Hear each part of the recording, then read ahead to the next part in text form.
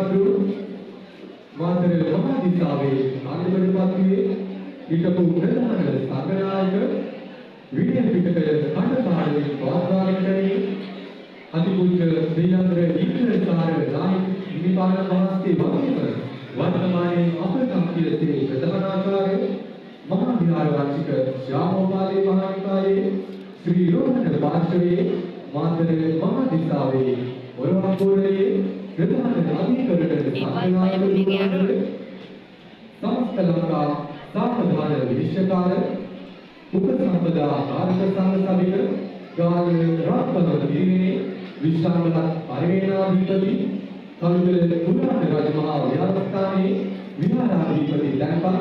साधर्म कीर्ति श्री शास्त्र शोभन मणिरत्न इंद्रसाराभिधान शास्त्रपति पंडित नमस्यागत अवसरයි අතිපූජ්‍ය